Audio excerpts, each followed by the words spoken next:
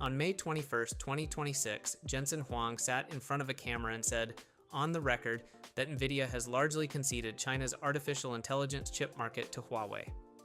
4 days later, Huawei placed a chip-scaling roadmap on the table, projecting what it calls 1.4 nanometer-equivalent artificial intelligence compute performance by 2031. That claim is the object we are opening today, and the deepest layer is not what the surface suggests. We read the package first, then examine the die architecture, then trace the interconnect logic, and finally reach the constraint that shaped every one of those choices. The roadmap published on May 25, 2026 is Huawei's own claim, unaccompanied by physical silicon, by independent benchmark data, or by third-party process verification. That absence is not incidental. At this layer, the announcement does not need independent confirmation to do its commercial work. It needs to be credible enough to anchor procurement decisions made years in advance by the engineers and sourcing officers at Chinese artificial intelligence laboratories who are currently evaluating domestic alternatives. The object on the table is the document itself, and right now we are reading its cover. The 4-day interval between Huang's statement and Huawei's announcement is not a scheduling coincidence at this level of corporate communications. A competitor's chief executive conceding market territory on camera creates a vacuum in the trade and technology press, and a significant roadmap announcement dropped into that vacuum occupies the space before any other narrative can settle. What the announcement itself reveals when you look at its contents rather than its timing is that Huawei released no silicon, no verified performance figure, and no external audit alongside the claim. The roadmap was structured to land inside the news cycle Huang's words created. That is visible from the outside of the package before you open it. The layer beneath the marketing surface is the architectural one, and the known platform this roadmap extends is the Ascend line of artificial intelligence accelerators. Prior Ascend generations use a chiplet architecture, which aggregates compute tiles across a shared interconnect fabric. Teardown analyses of earlier Ascend silicon, including observations from semiconductor research firms that specialize in die photography, have identified that the performance headroom in these chips is concentrated in the interconnect bandwidth between tiles rather than in raw transistor density. No confirmed specification for the 2031 roadmap's die configuration has been independently published, so what follows rests on the structural logic of the trajectory rather than on a verified floor plan. Chiplet aggregation is the architectural response to a process node ceiling. When the leading edge of lithography is unavailable, whether because the foundry relationship does not exist, the equipment is restricted, or the yield is not there, a program can approach equivalent compute density by tiling smaller dies built on mature nodes and investing heavily in the fabric connecting them. The architecture does not hide the constraint. It is the constraint rendered in silicon. The roadmap's 2031 target sits on top of this decision, which means the phrase 1.4 nanometer equivalent is not a lithography claim. It is a systems integration claim. That distinction is the first real layer beneath the surface, and it reframes every number the announcement contains. The next layer down is where the performance claim actually lives, and understanding it requires placing Nvidia's export-compliant accelerator on the same table as Huawei's roadmap. Artificial intelligence training workloads at scale are frequently not compute-bound in the sense that raw floating point rate determines throughput. They are memory bandwidth bound and interconnect bound. The speed at which tensors move between processing units governs throughput in many common training configurations more directly than peak arithmetic rate. Nvidia's accelerator permitted under current export controls has its memory bandwidth and chip-to-chip interconnect capability deliberately constrained relative to the version sold in unrestricted markets. This is documented in Nvidia's own product positioning and in the export control filings that define the product's specification ceiling.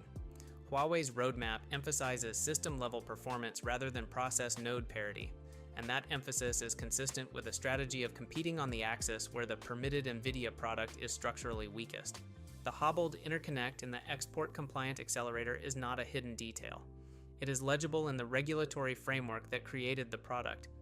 Consider a manufacturing analogy, the only one this dissection needs. Two factories producing the same part, one with a restricted import on a specific machine tool.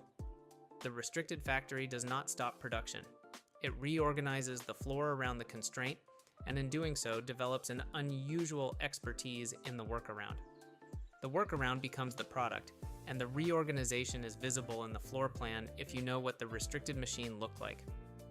Huawei's roadmap is, structurally, that floor plan.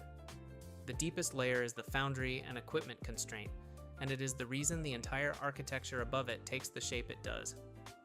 The Dutch lithography maker's extreme ultraviolet systems remain unavailable to Chinese foundries under current export control arrangements. This is established fact, not projection. Semiconductor. Manufacturing International, the foundry most likely to manufacture Huawei's advanced chips domestically, has publicly confirmed production at 7 nanometer class nodes using deep ultraviolet multi-patterning, a process that achieves finer geometries through multiple successive exposures on older equipment. Independent teardown analysis attributed to a semiconductor research firm has suggested 7 nanometer class characteristics in prior Huawei Kirin silicon. Whether Semiconductor Manufacturing International has achieved meaningful yield at anything closer to 5 nanometer nodes is, as of this script, not independently confirmed. The 2031 roadmap's claim of 1.4 nanometer equivalent performance cannot be a lithography claim, because the foundry infrastructure to support that node does not exist domestically, and the equipment required to build it remains restricted. The claim is therefore entirely a systems and architecture claim, aggregate compute tiles, interconnect efficiency, advanced packaging density, and compiler-level optimization summed together as a single unit.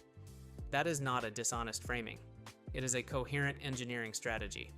But it means that comparing this claim to a node-level announcement from Taiwan Semiconductor, or from a leading-edge foundry with access to extreme ultraviolet equipment, is comparing two things that are not measuring the same dimension.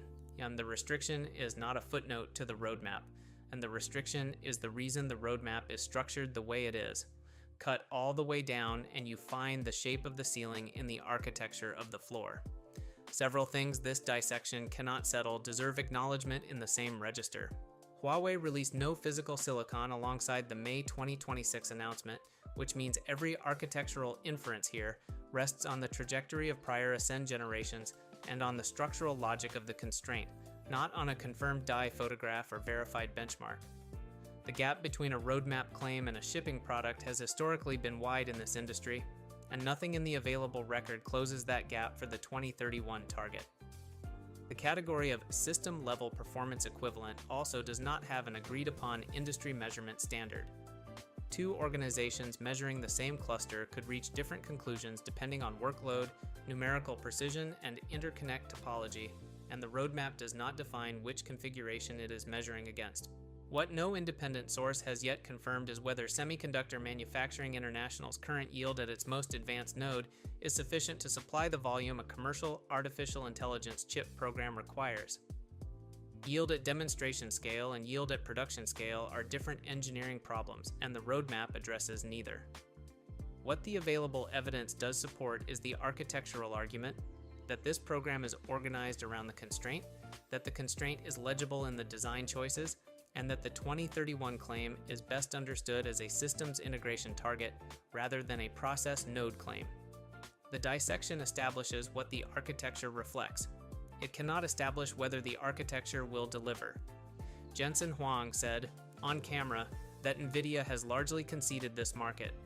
That concession is real, and the reason it is real is also visible in the silicon. The chip Nvidia is permitted to sell in China carries a deliberate limitation, and that limitation defines the competitive surface Huawei has oriented its entire roadmap toward.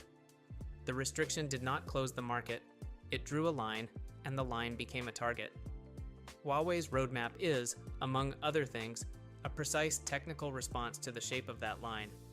Every layer of this document, from the marketing claim on the surface to the chiplet geometry underneath it, reflects the same upstream limit.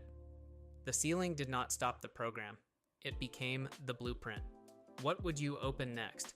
The export-compliant accelerator's interconnect architecture, Semiconductor Manufacturing International's deep ultraviolet multi-patterning process, or the Ascend compiler stack that determines how much of the claim performance actually reaches a training workload? Name it in the comments.